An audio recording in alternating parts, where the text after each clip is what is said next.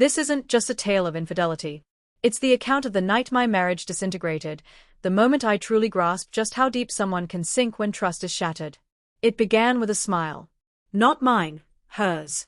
My wife slipped through the front door well past midnight, hair slightly tousled, lipstick smudged, her dress hugging her figure in a way that told a story far different from just an evening out with friends. But her appearance wasn't the blade that cut the deepest. It was her laughter, sharp, smug, and foreign to me. Not the warm, familiar laugh I used to love, but the kind you'd expect from someone who had just won a cruel game. She breezed past without acknowledging me, tossed her purse onto the couch, and drifted into the kitchen to pour herself wine. I stayed silent, tracking her every movement like someone watching a lit match drift toward a pile of dry leaves.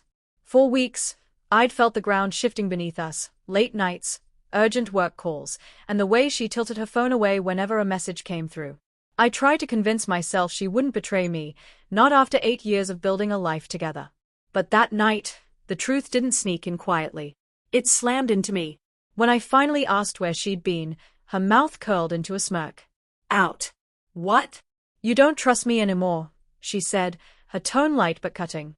I pressed again, my voice heavier this time. She leaned on the counter, shrugged, and replied casually, if you really need to know, I had a great night. Nothing major.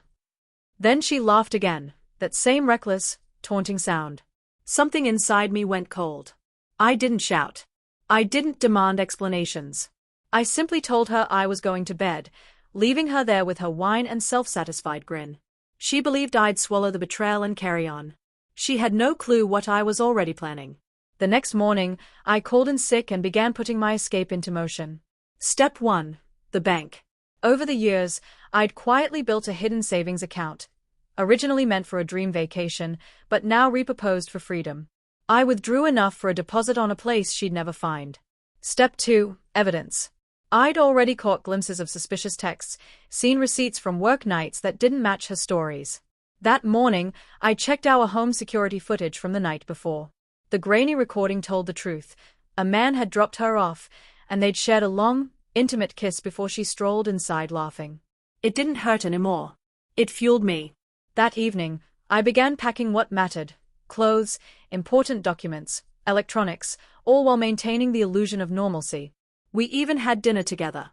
The food tasted like nothing, her phone buzzed repeatedly, and she shielded the screen from view. I didn't care anymore. I already had everything I needed. 2 days later, when she went out again, I made my move.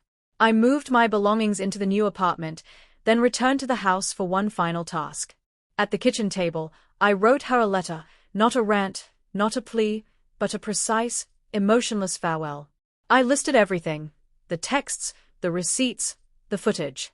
I told her I'd entered our joint account, leaving her with the bills she'd so often piled up. She could keep the house, but she'd have to figure out how to pay for it alone. I ended with a single line designed to hit harder than any insult. You were laughing when you walked in that night. Let's see if you're still laughing now. I placed the note on the counter, set my wedding ring on top, and walked out without looking back. Her reaction came quickly. First, calls, one after another. Then texts. Anger turned to desperation, then to pleading. She claimed it was a mistake, that she'd been drunk, that it meant nothing. She begged me to come home. I ignored every message. Within weeks, friends told me her life was unraveling. She lost her job from repeated absences, struggled to keep up with a mortgage, and the man she'd risked everything for vanished once he realized she had nothing left to offer. Meanwhile, I rebuilt. Piece by piece, without her shadow over me. I never set out to ruin her. This wasn't revenge for revenge's sake. It was about ensuring she understood the weight of her actions. She thought she could humiliate me and keep her comfort, her security, and the illusion of control. Instead, she learned every choice has a price. Sometimes, the person you believe will tolerate anything is the one who leaves without giving you a chance to fix it. The night she came home laughing, she didn't realize she'd already lost it all. And the most satisfying part? I never had to shout, threaten, or cause a scene.